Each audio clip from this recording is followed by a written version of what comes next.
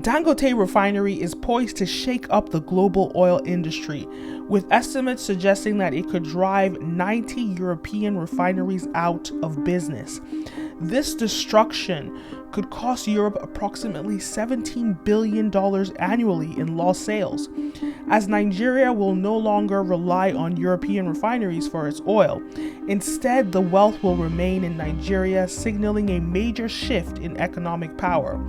Unsurprisingly, Europe isn't pleased about this development. Rumors abound that European interests are allegedly financing smear campaigns and conspiring with the Nigerian National Petroleum Company, NNPC, to undermine Dangote Refinery. The desperation has reached unbearable heights. A UK NGO even contacted a renowned Nigerian investigative journalist to smear Dangote Refinery. So they sent me the brief and I instantly understood, okay, so this is what is going on here. It wasn't so much a brief as an entire story outline, very detailed story outline telling you this is how this should be worded, this is who you should speak to, these are the resource persons, this is how so and so should be framed. Even the Nigerian Midstream and Downstream Petroleum Regulatory Authority went so far as to discredit Dangote's product, a claim that is far from reality. In terms of quality, currently the AGO quality in terms of sulfur is the lowest as far as West African requirement of 50 ppm. Dangote Refinery, as well as some modular refineries like Walter Smith Refinery, Arada Refinery, they're producing between 650 to 1,200 ppm. So in terms of quality, their quality is much, much inferior to the imported quality. Aliko Dangote himself has staunchly defended the integrity of his product, highlighting the refinery's superior technology and output. On production, you have seen, we have tested it, is 87 ppm, and by the time you come even on Monday, we'll be at 50. By beginning of August, end of this month, beginning of August, we'll be at 10 ppm. And I would like to also the media to show our lab, and I want them to also show the lab of the regulator himself. He should show us which lab is he using. Yes, because as a regulator, he's supposed to have a lab.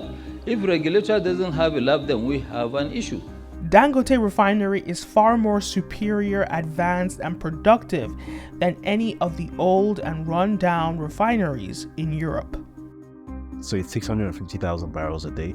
The next biggest, I believe, is in Rotterdam. It's 400,000 barrels a day. So it has economies of scale that no one else has. More importantly, it's much, much, much newer than all of them. So the technologies are much newer. It's much more efficient, which gives it margins that the others do not have. Due to the lack of efficiency that the European refiners have, because their refineries have not been updated for decades. And that's partly their fault too, because instead of investing in their refineries, they've been investing in this chimera called renewable green, yada, yada, yada. Yeah, but now you have this African refinery that is literally coming to eat their lunch. It's important to note that the UK-based organization Dialogue Earth focuses exclusively on non-Western emissions. However, the reality is that Western industrialization and consumption has caused and continues to cause the most significant environmental destruction to our planet, far more than Africa ever has. They have also gone as far to smear Dangote's name in hopes to undermine his ability to operate. Dangote is requesting that we should suspend or stop all importation of petroleum products, especially AGO and jet fuel, and direct all marketers to the refinery. That is not good for the nation in terms of energy security, and that is not good for markets because of monopoly. Some of the NNPC people and some, traders have opened a blending plant somewhere off Malta. We all know these areas. We know what they are doing.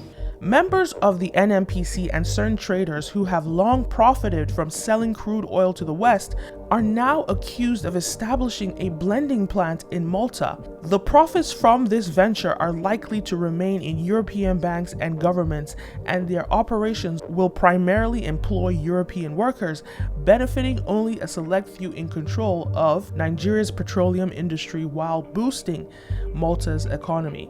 Most Nigerians focus their frustrations on officials for their betrayal and role in the country's degradation. It's time to broaden our perspective to include the true architects behind these schemes: European governments and industries. These entities are colluding with Africa's political class to keep the continent disenfranchised, continuing a system that dates back over 600 years, as far back as the 1400s during the transatlantic slave trade. It should be well noted that African and Black leaders who have championed our liberation have often been assassinated. It is no wonder that bold leadership is scarce.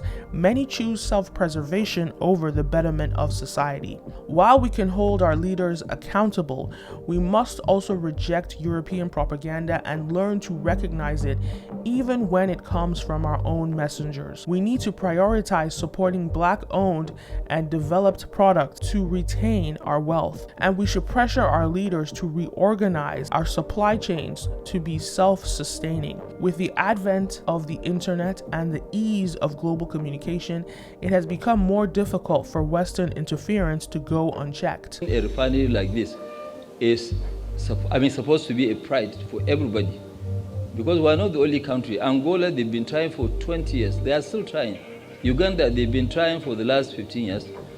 None of them. There is no production capacity in Africa. Only 2 countries are not importing, which is, Algeria and Libya.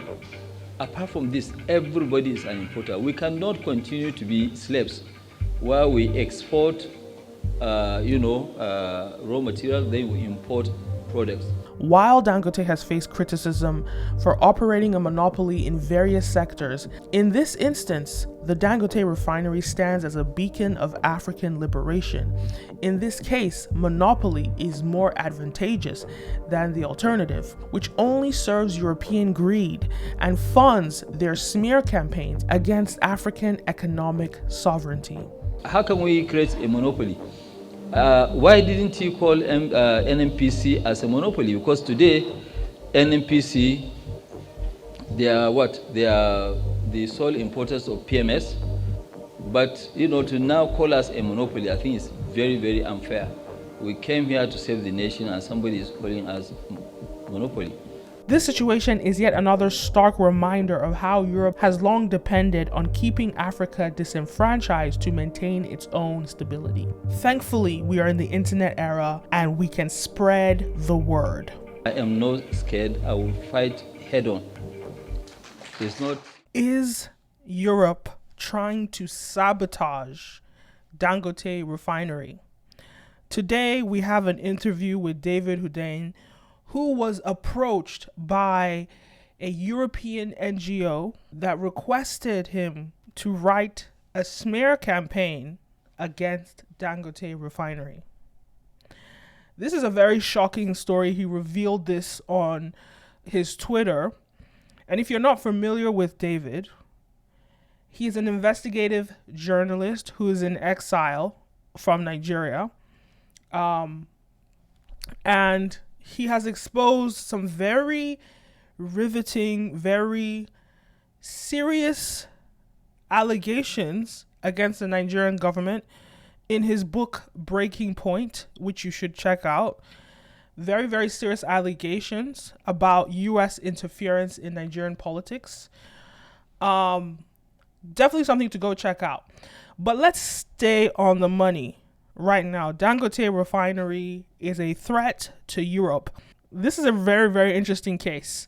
And so it appears that they're doing everything in their power to disenfranchise Dangote Refinery. You're watching Business in Nigeria. I'm your host, Kenim O. Let's get into the video. Okay, so it's quite a common thing for commissioning editors or organizations of whatever description to reach out to me wanting to commission a piece. It's not a rare thing, and there's nothing wrong with it.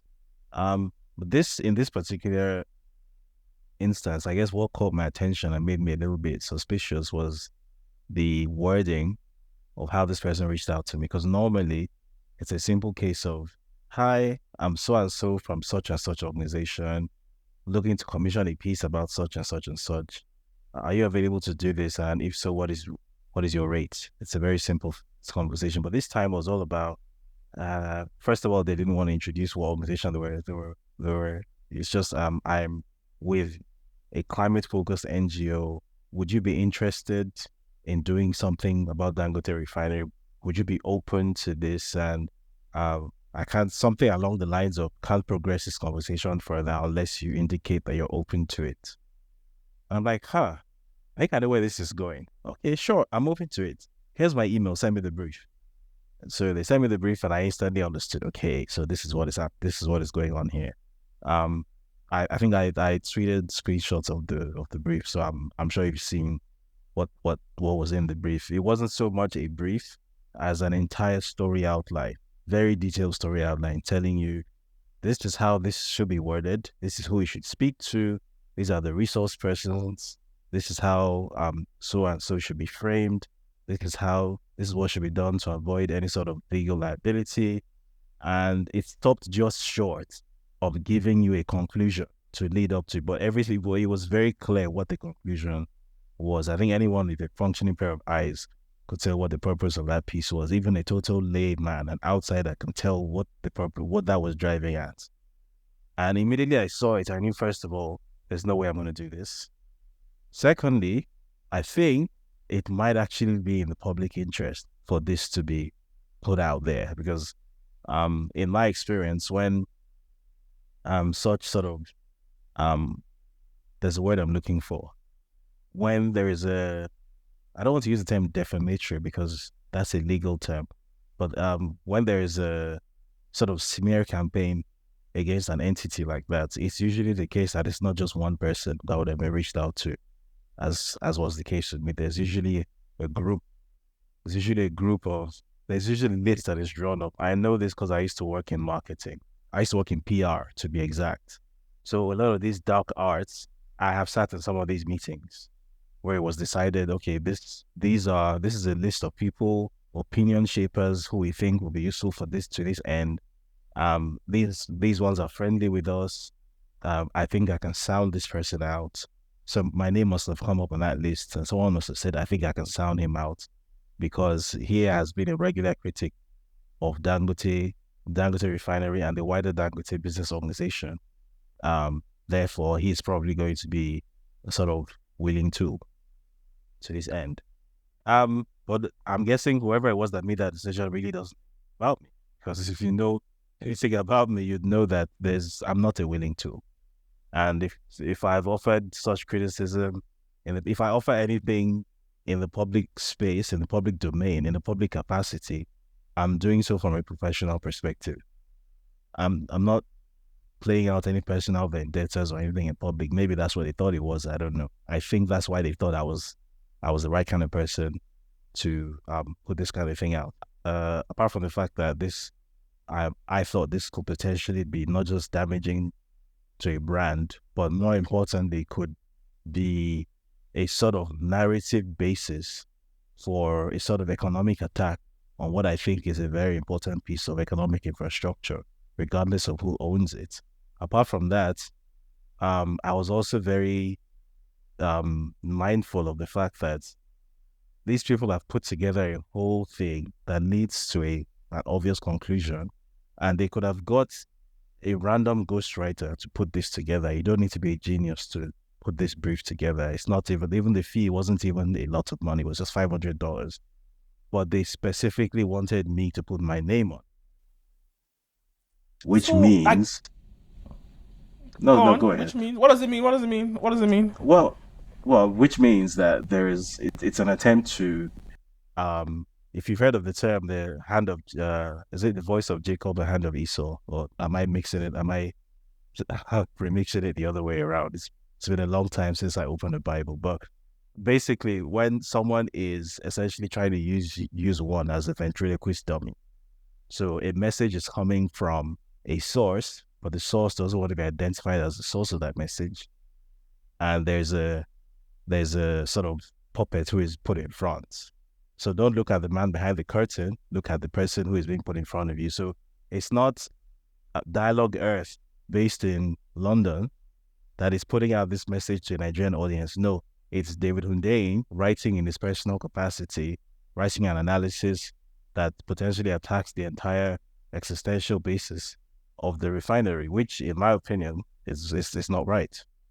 But that is a typical Western tactic, to use somebody in-house, like especially within, like, let's say, like when we look at racial politics in America, or even in the West in general, it's more powerful when you use a black person to go and attack black people, because they're using somebody like you who is, respected as an investigative journalist, who people look to for honest truth, and so having you, it gives it more sort of impact that people should be concerned with, which is an interesting thing. So there are a few things here that there's so many red flags in it, because I'm thinking about the fact that the price was so low at $500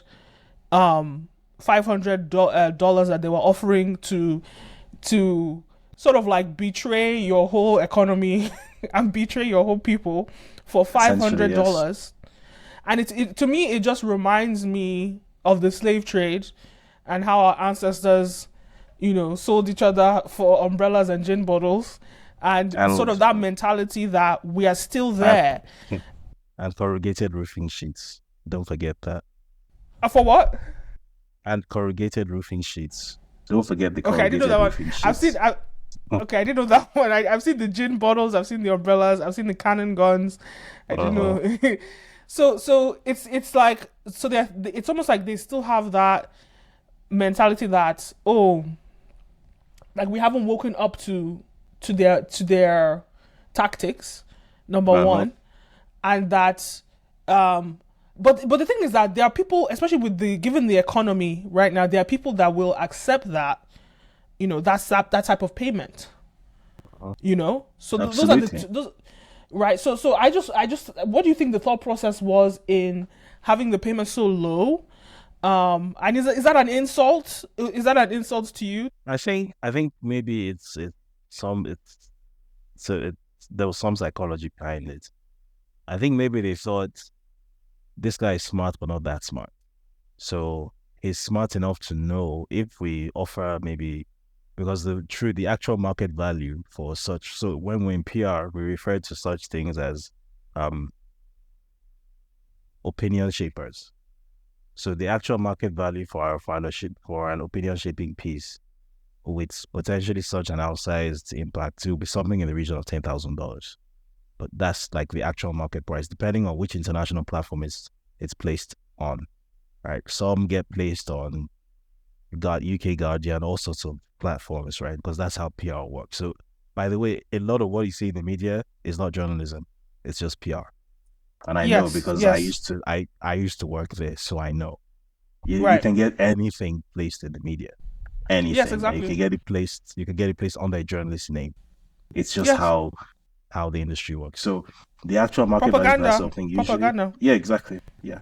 So the actual market value for that sort of thing will be something in the region of $10,000. So I think by pricing it at $500, I think the idea was this guy doesn't then recognize it as an opinion shaping piece. So it's just some casual thing, it's just so he doesn't. Okay, you won't recognize it as that. You think it's just, but it's interesting. It's just the regular commission, because there are to be honest, regular commissions. That's roughly around how much they pay. Right. So to me, to be honest, though, I think it's deeper than that. What I see is that they were probably commissioned by some entity, right? And they were serving as a middleman. That because you guys are an NGO that focuses on climate change and whatever. Here's your $10,000, and they'll probably try to say, okay, let me get somebody and give them $500 So and noble. they'll accept it. So That's so more than it's somebody's possible. salary. It's possible that was parts of the consideration. It's entirely possible. Um, but I also think that there was a bit of psychology involved. That you know what, a regular commission for just a random purpose costs between anything from $200 to $700. That's like the market range. So let's look for somewhere right smack in the middle. So it's not recognizable as this sort of high level propaganda that it actually is. So because this kind of person that we're sending it to, it's potentially a risk.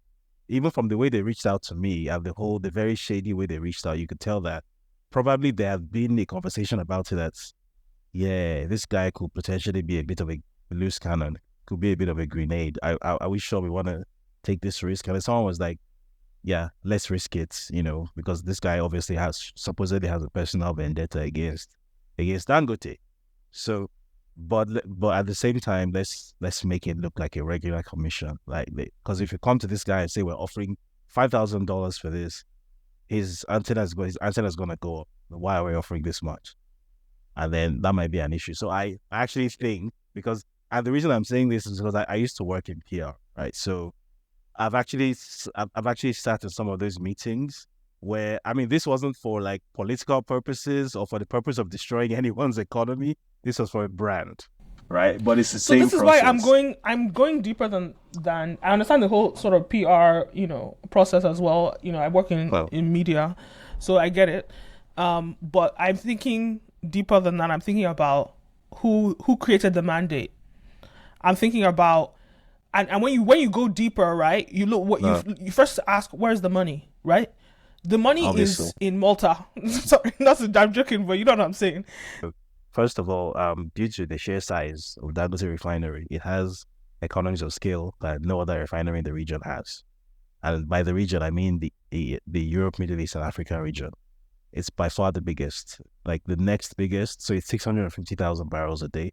The next biggest, I believe, is in Rotterdam. It's 400,000 barrels a day. So it has economies of scale that no one else has. More importantly, it's much, much, much newer than all of them. So the technologies are much newer. It's much more efficient, which gives it margins that the others do not have. If you're familiar with how refining works, it's a very low margin business. So every $5 margin, $2.50 margin is everything.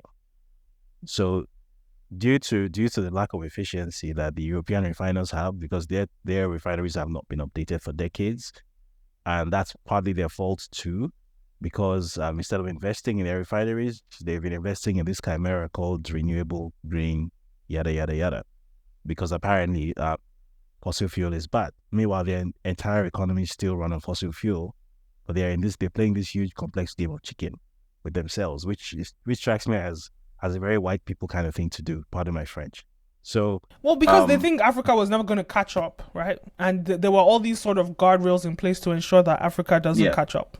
Yeah, but now you have this African refinery that is literally coming to eat their lunch. So my contact told me this. So I have this actually. So I think in the coming few weeks, this is actually going to be public information. So I mean, I was speaking to someone who works. I don't want to say the name of the company, but it's a very well known oil trading company, and he told me point blank that in the next couple of years, at least 2 European refineries are going to shut down when Dangote Refinery comes on stream fully. Currently, it's doing about 400,000 barrels per day worth of volume. When it goes fully on stream and starts doing the full 650,000 capacity, it's going to eat into the business of certain people who are clearly not happy about it. So I saw a bigger number than that. So this alone, you can see who is financing. Like, you can see who is, like, obviously we don't have evidence of this. We're speculating, but you can see who is incentivized. Let me say it like that. Who is incentivized to smear and disrupt the progress of Dangote Refinery. Absolutely. Right? It's clear as day. And when you then say, look at NNPC as well, who, like, there are people in Nigeria, it's like what Dangote said, right? The oil mafia is worse than The the drug drug mafia. mafia, right? Those are his words. Yeah. Right. And so when you look at the others as well, like sorry, the people from within the country, like NNPC, who are getting loans to fix the refineries here in Nigeria, but they're not. The money is not going where it needs to go, right? Yes. There's clearly incentive for them. What's your take on that? Sort of like where the money is coming from, or who is incentivized to disenfranchise our economy this way? Yeah, it's clear. So this isn't one doesn't have to think of it in terms of like this like giant conspiracy or something. It's just math, and it's very obvious who has an incentive and who obviously would be doing what, because historically these actors have a way of responding to threats. As you rightly said, there is a threat to the European refining business model, but that's just one layer of the threat. There are several other threats that Dangote Refinery represents. As most of us are aware, the basic economic problem facing Africa is that it's stuck on the primary level of production. That's the basic issue. So Africa exports raw materials cheaply and imports finished products at a premium. So by design, African currencies will forever lose their value, forever. So I was telling someone earlier today, I think I was on News Central today, and I was speaking to the anchor there, and I outlined this thing for him that since about 1988, the Nigerian naira has only depreciated. The Nigerian naira has never appreciated for longer than I have been alive. So there's never been. I turned 34 this year. In all my 34 years of existence, I have never known a scenario where the exchange rate last year is the same as the exchange rate this year, or maybe the exchange rate this year is stronger than that of last year. That has never happened in my life. It has only just gone down, down, down, down, down, down, down. So my parents would tell me at the time when they could buy a brand new car with 400 naira. Nowadays, with 30 million naira, you'd be lucky to be able to find a brand new car. Basically, how the Nigerian economy, how African economies work is that as your population gets bigger, obviously more people need more stuff. All that stuff that you need to survive, to live a random, relatively modern lifestyle, nearly all of it has to be imported. So and the amount of raw material that you're exporting is not necessarily growing, and the price of the raw materials that you're exporting doesn't necessarily go up either. It's cheap. It's deliberately kept cheap most of the time because you don't set the price. So by design, what that means is that as your population gets bigger, it gets poorer. Because as your population gets bigger, it needs to import more stuff. You have less money to import. Your currency goes down by design.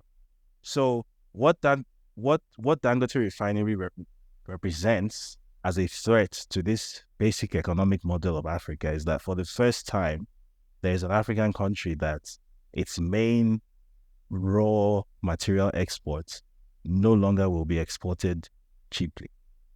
Let's just acknowledge that, because this is important thing to acknowledge, that this was a system created, right, during the colonial era to ensure and make sure that Africa is disenfranchised, right?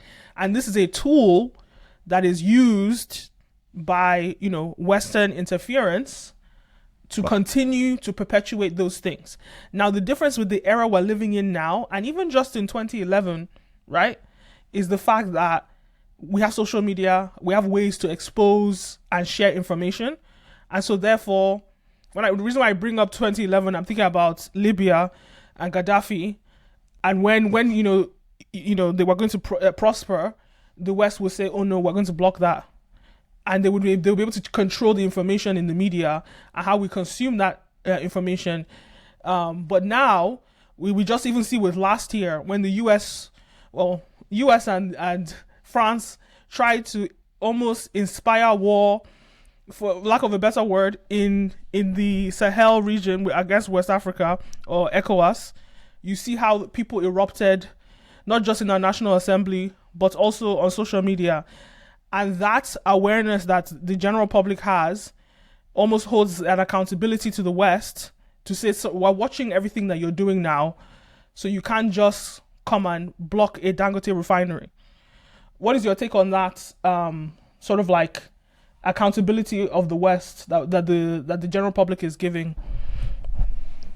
I think the explosion of internet access across sub-Saharan Africa has been, in my opinion, the most significant shift on the continent that has taken place in my lifetime. So I grew up in the pre-internet era across most of sub-Saharan Africa. So, I mean, I had internet access, but it was very much, it was an elite state. If you had internet access, it was almost like a status symbol, like in the 90s or in the early 90s. Most people didn't come online statistically in Nigeria till like 2010, 2011. That's what the numbers say. So the shift that has taken place between then and now is that people now, especially the so-called Gen Zs, who were born into this new information age, or who grew up into this new information age, and who, for the first time in modern African history, have been a generation who have the same access to information as someone born in Helsinki or New York has.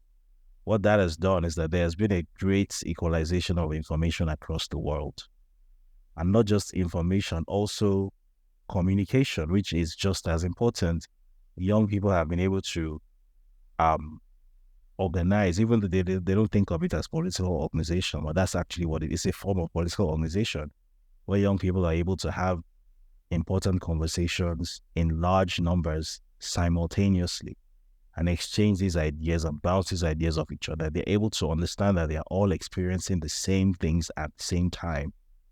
And then they're able to put two and two together and understand that, hey, the reason our country is poor is not just because there's a dishonest politician who is the leader. There are dishonest politicians everywhere. The leaders in the West are probably even more dishonest than the leaders we have here. So why is it the case that some people are allowed to have nice things despite their corrupt politicians, but we apparently aren't? And why is it that some people always seem to end up with a certain type of corrupt politician in charge, some other people don't? Meanwhile, when you go to their country and you live there, you realize there's absolutely nothing special about them. They're not more politically engaged than you are in your country. They're definitely not more intelligent. There's nothing distinguishing about them. They're as mediocre as it gets. But somehow they get to have all of the nice stuff. Somehow you, born in your African country, just don't get to have any of that stuff. And for the first time, people can see all these experiences happening simultaneously. And that has sort of created a shift that I think the Western world is woefully unprepared for. And I like the fact that they're unprepared for it because it represents an opportunity. And that shift is that for, I don't know how many, maybe 500-600 years, the dynamic between Africa and the West has always been that when the quote-unquote white man is talking, the black man shuts up, or he says, yes, sir. The white man says jump, the black man says how high. That has been the economic and political dynamic. For the first time, the existence of the internet has made it such that there's a whole generation of people who have grown up not thinking of themselves as subservient to anyone, who have had the same access to the same information as everyone else, who can actually look you in the eye now when you tell them jump and tell you why. No, I'm not jumping for you. And let's even, like, especially in the conversation around propaganda and how sort of like there's still this sort of image of Africa that, oh, Africa is behind, Africa is, all these things. But we can see it in our face, when they're and it's so important why that you came out and you exposed, this, because some people need to see it for what it is, right? Yeah. Because they're using this information to try and now not only to pay our people to continue to disenfranchise us, Yeah. but they're going to be kids out there, maybe millennials, that need that $500, especially in Nigeria. Yep. That, you know, that can get you, you know, a few months, you know, of food, right? What do Depending you on mean? your living situation. It's Depending on your living 800,000 situation. naira. That's a lot more than a few months of food. It's 800,000 Right, okay. naira. That's 2 years of rent for some people. That's a whole year's There you go. income for some people. There you go, right? And so in that case, like, what do you say to those kids that are watching, or those people in those bad disenfranchised situation that want to take that money? And I almost think that I want to kind of push this campaign. Take the money, but don't but don't do what you said you're gonna take, right? Because I almost think that is about time we start using tactics to, you know, to almost like, I don't know, for lack of a better term, revenge, right? Tactics or reparation tactics. So if you took the money, right? In this case, that if you took the money but you didn't do it, you get paid on delivery. So when you deliver, you submit an invoice. So okay.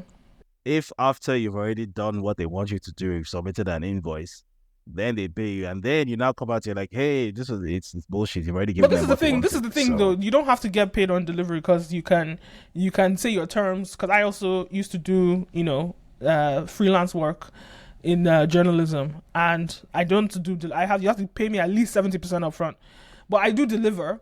But I'm saying for the average person that really needs that money, it doesn't really work like that anymore. Okay, it depends on you. Like, journalism in general has become a very tightly controlled and very financially unrewarding space. The balance of power is not on the side of the journalist, so they know the power that they hold, and they are very happy to exploit it. Fair enough, but I would still say, as a negotiator, you can get the deal that you want to get, right? So, it's at the end of the day, the way that, even with me only accepting 70%, I'm ready to walk away from the deal. So at the end of the day, in this situation, and you walk away and they'll find someone else who'll do it, which is fine. But that's the point, right? That's how it works. That's the thing but that's how negotiation works. You have to be willing to walk away. The mentality around getting paid upfront is to say, let them get scammed for their scam that they're doing to us, and let them learn. Now, maybe for some people it doesn't work. They're going to be people that it's going to work with. But I'm just saying, you say either way you're not going to do the job. So what difference does it make? It makes a difference that you get the money, but you're not doing the work anyway. So just agree and don't deliver is what I'm saying. But I hear your take on that. You know, this is also a way to waste their time, and this is a tactic that a lot of internet scammers. This is a tactic that's used against a lot of internet scammers. The more of us that do this, the less incentivized they will be to continue to ask us to smear our country's economic integrity, especially when they're depending on us to write an article and we don't write it. 3 days wasted, 1 week wasted. They go to the next person, ask for the article. 3 days wasted, 1 week wasted. You keep doing that. Eventually, they'll learn that these people don't write these articles. And I really do not think that we should be commissioned by the West to write articles. We need a system that has African businesses, the big companies like Dangote Refinery, that is commissioning people to write articles instead. Something to think about. A business structure to potentially create. Yeah, so for the Nigerian kids that are, that will be tempted to accept that type of thing, and this is almost like the curse of our ancestors who have accepted, it's what they call the house slave, right? Typically when you see black people that are disenfranchising other black people, is typically because of money. And that's how the system of capitalism has always designed it. So what do you say to the Nigerian person that that money, they really could have used it, right? And this is going to happen to more people, so you didn't accept the job, you exposed it, now probably nobody's writing that article, but there's still going to be people trying to write bad articles about Dangote Refinery. So what do you say to people that may be offered those deals to sabotage either Dangote or any economic infrastructure that we're trying to build in Nigeria?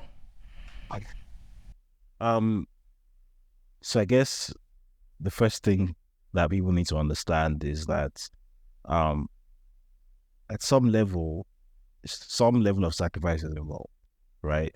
And you just really do need to suck it up. I see that a lot of the time it is the case that there is this belief that somehow if things don't arrange themselves in a way that is favorable to you, well then you're just surviving, you're just doing what you can. That's a very Nigerian mindset that I see, where people justify a lot of things. Well, I'm just surviving, what choice do I have? I have to do what I have to do. People need to understand that you always have a choice. Regardless of how tough the situation is, you can and should have a code. So it's a phenomenon that I've noted, not just in Nigeria, by the way. I think it's a sub-Saharan African thing, and I think it's something that is a product, a toxic product of slavery and colonization, where the idea that if you have a belief or an ideology and you stick by it, you stand by it, even though you have to go through difficulty, and even though it's not really financially rewarding or something, then somehow you're an idiot. So no one really believes in anything in our parts of the world. The only thing people believe in is money. It's pecuniary gain, and it's quick pecuniary gain. So, and I really do mean that people don't believe in anything, including the gods and deities and religions they claim to believe in. Nobody really believes in anything. Right? But when you look at Nigeria, this specifically is a recent phenomenon over the past, I want to say, 30 years of, we've just seen a deterioration of value systems and morals because of money. Have you seen that? Because from your experience, have you observed that in Nigeria? There definitely has been a degradation, certainly in our lifetime, but I think even before our lifetime. I think this was an idea that was introduced.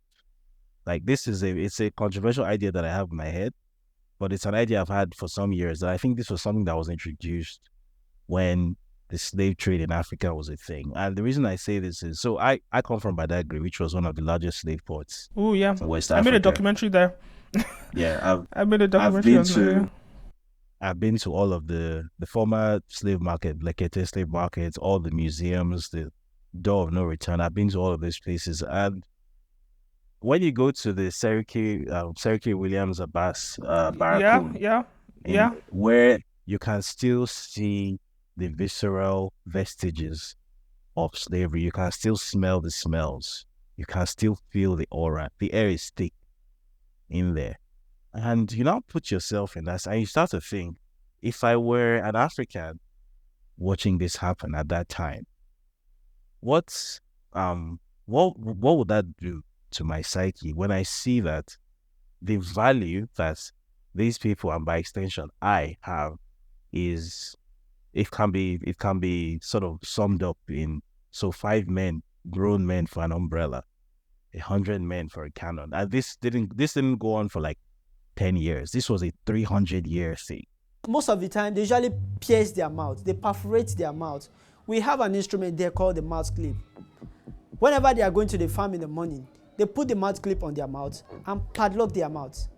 Slaves are not allowed to talk or eat while working on the field, because white people are afraid that when these people talk to one another, they can revolt. For them not to be able to talk, because the white people are afraid that when these people talk to one another, they can revolt. Or for them not to eat while working on the field.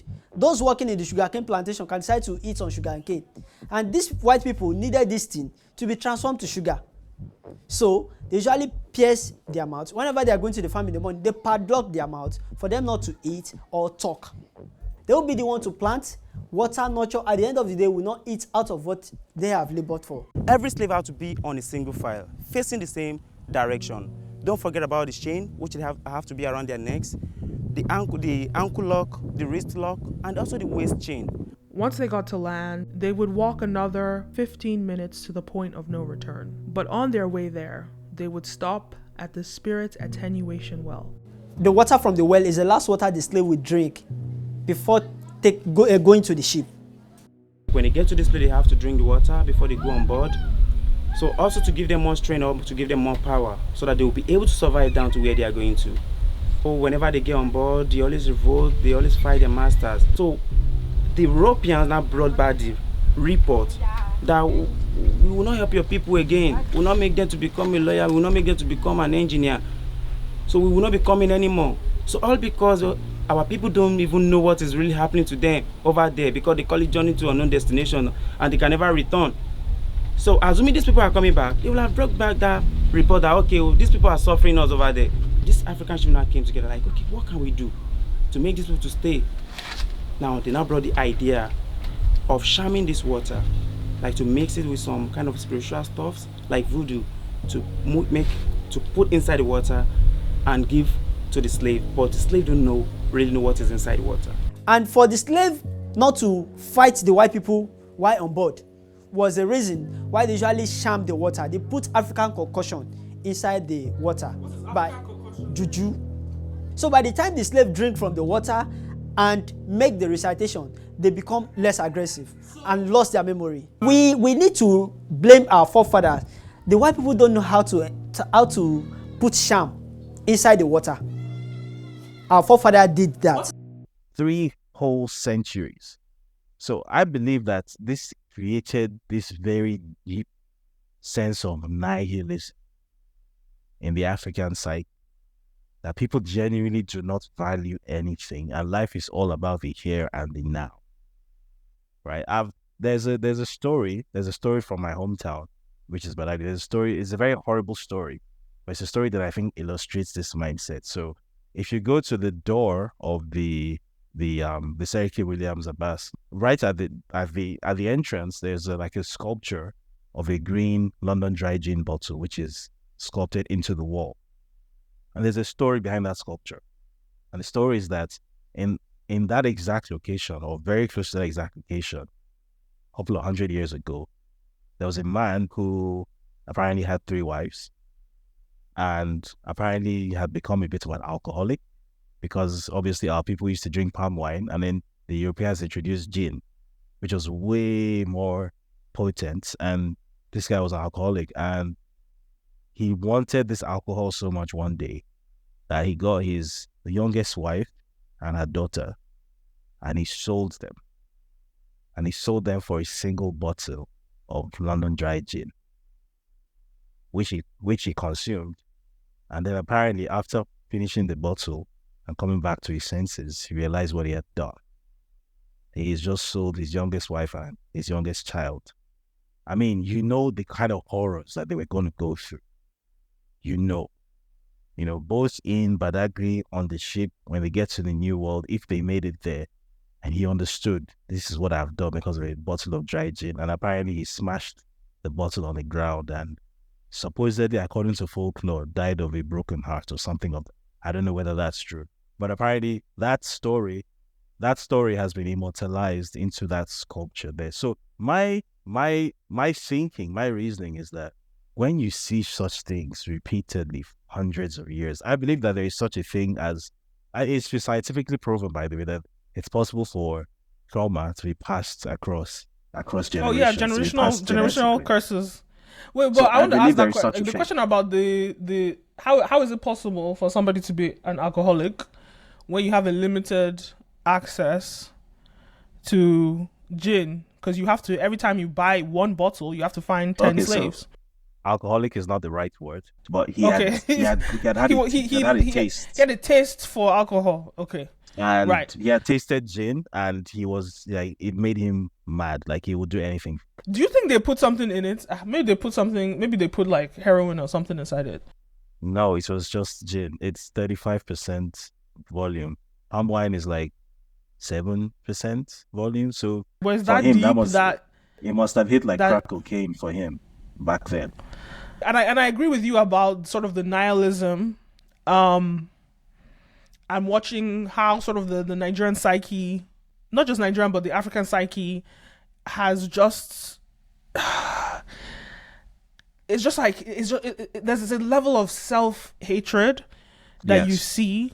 And it's and almost like, I remember one time I was in a grocery store in Lagos, and the security guard, as we were, as I was paying at the cashier, and the security guard saw, I guess it's somebody tried to enter, obviously a black person, we're in Nigeria, and he wouldn't let the person enter. He was just, he got into a fight with the person. Then after that, he started saying, that's how white, like, that's why the white man is better. He just started saying all these things about the black man is, this is in Nigeria. Who has never left Nigeria before. Yeah. Who has never left Nigeria before, working as a security guard in a grocery store. Never met a white person before.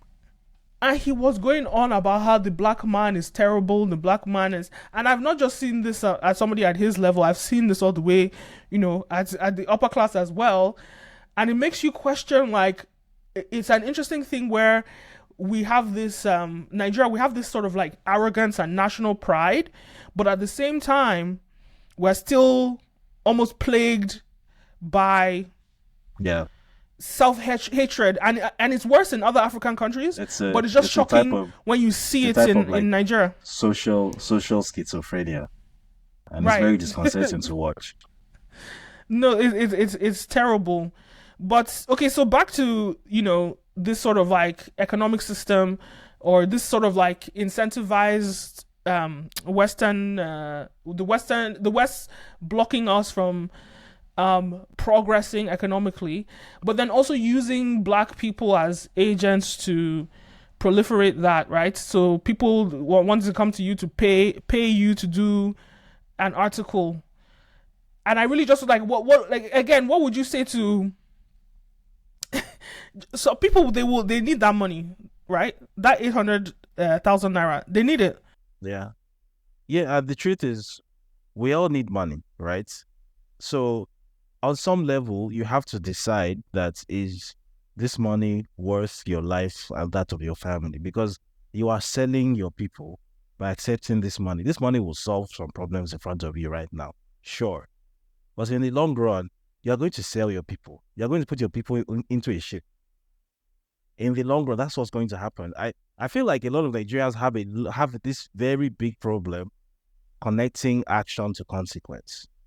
There's a very big societal issue with that in Nigeria, where you can't think in a straight line and say, if I do this thing, this is what the eventual outcome of this thing will be.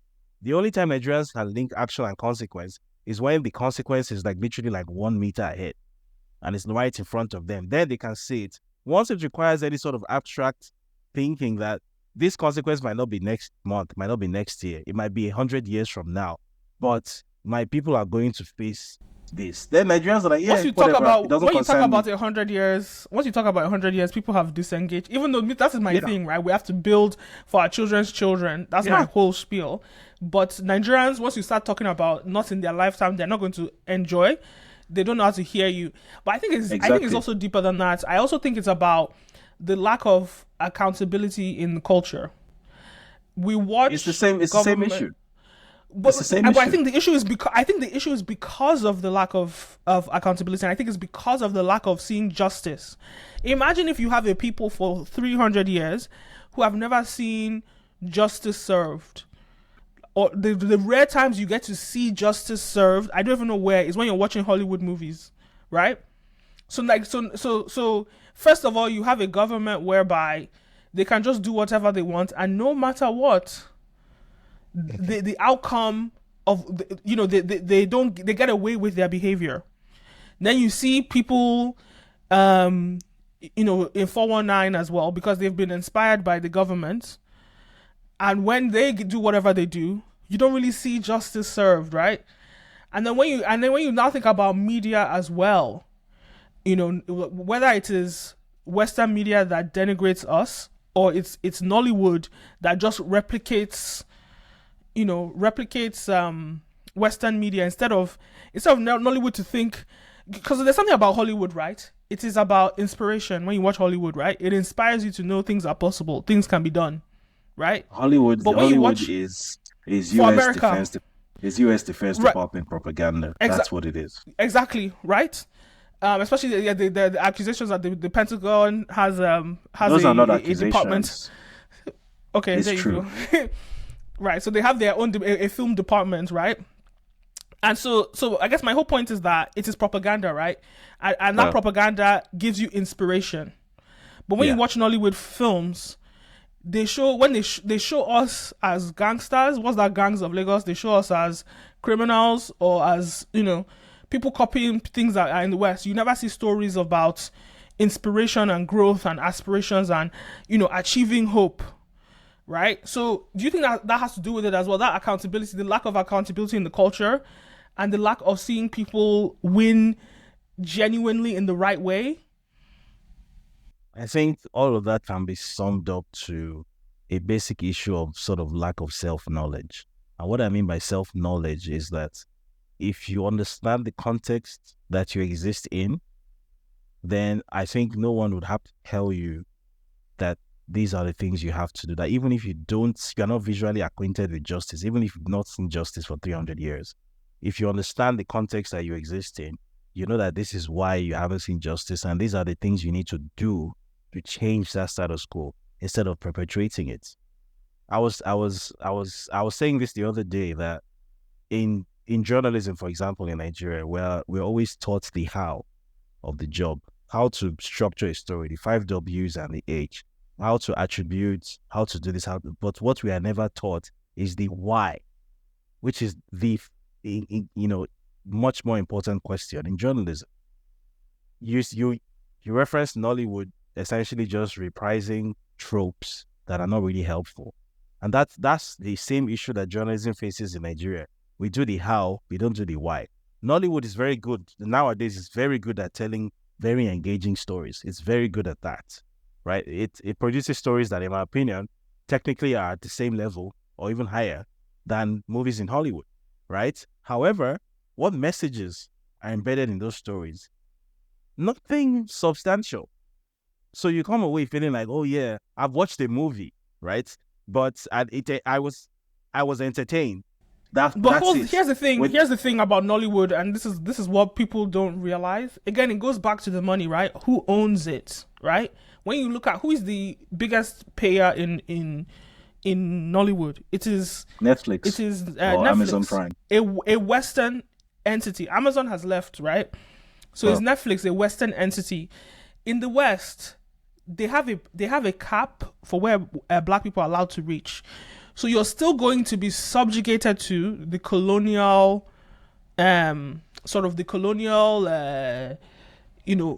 propaganda. Because when you write, because I've written shows before, right, and I've gotten international funding, etc.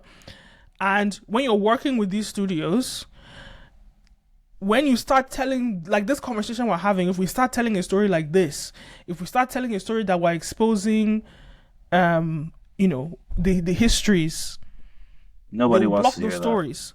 Of It's not that they don't want to hear it. We all want to hear it. When I say nobody, I mean in the boardrooms, the people that have the power. Let me land. It's not that they don't want to hear it. It's that they are not going to allow these stories come out. If they allow these stories come out, it will unlock our liberation, right?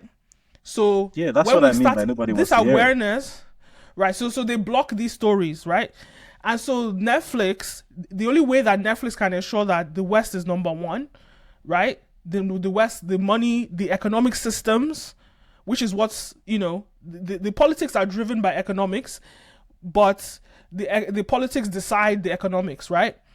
And so at the end of the day, in the West, it's kind of like, if we allow them to unlock their liberation, especially when you look at Europe was not built to sustain itself. It cannot. America can sustain itself independently. Europe cannot. Europe is screwed. If Africa starts progressing and doing things independently, Europe is finished. So they have to do everything in their power to block Africa from being able to rise, essentially. So it's unfortunate, but I think it's very important.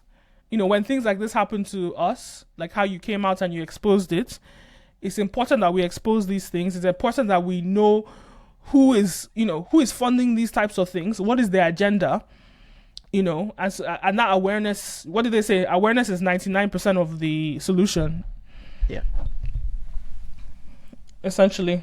I mean, so zooming out a bit from this whole thing about Dangote Refinery, taking it back a bit to last year when, as you know, I was, and by the way, still am, in courts with 6 different U.S. government agencies regarding the criminal records of the guy who apparently is president of Nigeria right now, yeah? I guess it was sort of my come to Jesus moment, if you like, seeing the extent to which a government that I used to think of as a sort of a process-driven sort of, like, I didn't think the U.S. government was a good institution, but I thought it was efficient, process-driven.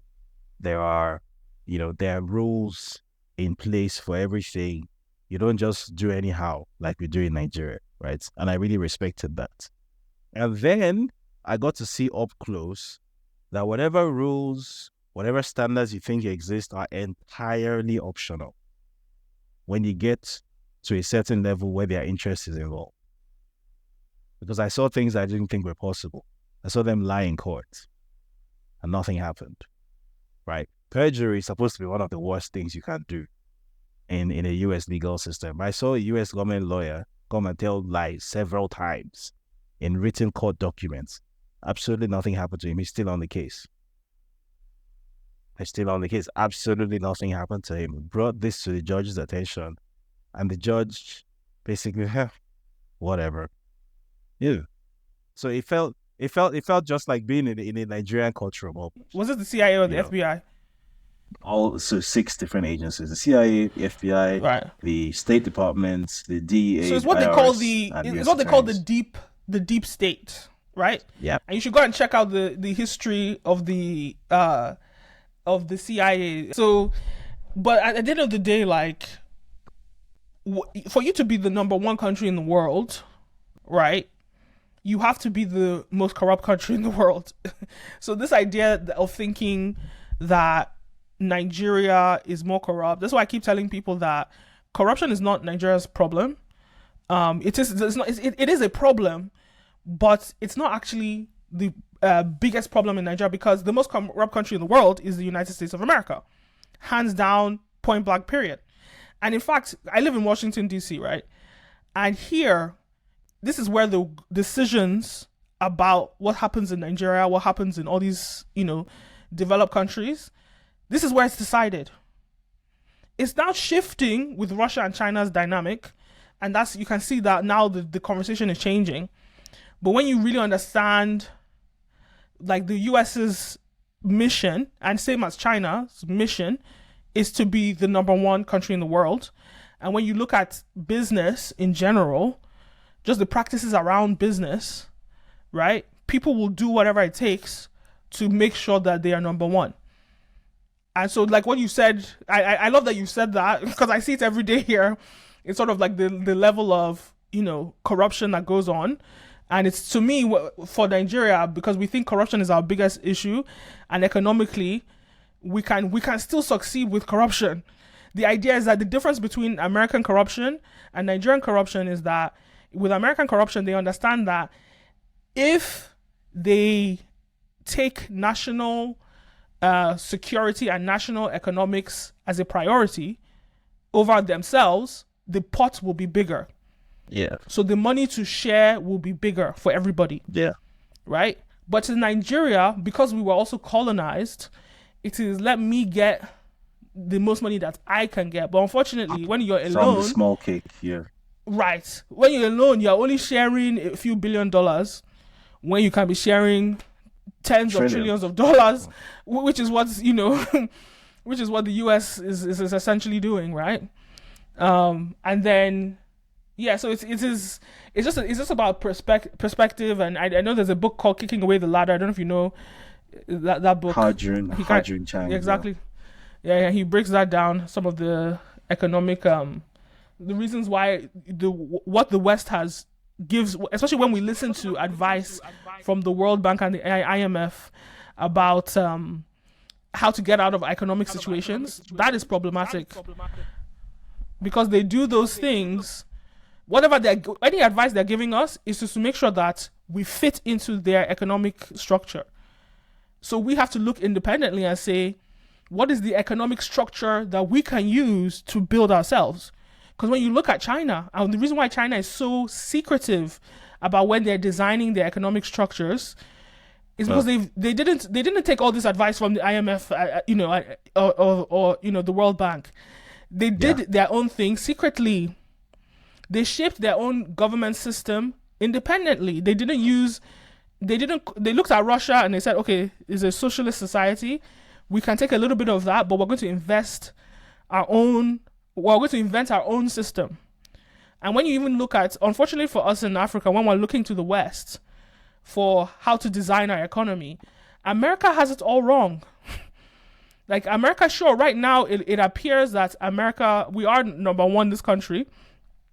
But when you look at the actual corruption that is required to sustain America economically as number one, there's no reason that Nigeria should ever be looking at democracy or be looking at, capitalism as the tool for it to build and sustain itself, right? But that's a whole other, deep conversation. We have to be asking ourselves questions in Nigeria about how can we structure our economy based on our unique DNA, based on our unique environment. And I don't know that democracy is the answer, right? I don't know that democracy is the answer, and I don't know what the answer is, but all I know is that we need to get a bunch of researchers, with PhDs, all of them should sit down, economists, everybody, historians, sit down and design a new system that works for Nigeria to build us. Because when you look at China, in the next few years, China will surpass America economically. And a lot of China's wealth is not tied to the stock market the way that America's wealth is tied to the stock market, which is a whole other corrupt system, entirely. Well, I hope you enjoyed that. Very, very interesting stuff. Interesting dynamic conversation. Definitely go check out his book, Breaking Point. Very riveting book. Interesting storytelling as to why the Nigerian government would exile him, Buhari's government. Very, very interesting stuff. And there's a lot more that he's revealed about even Tinubu's government.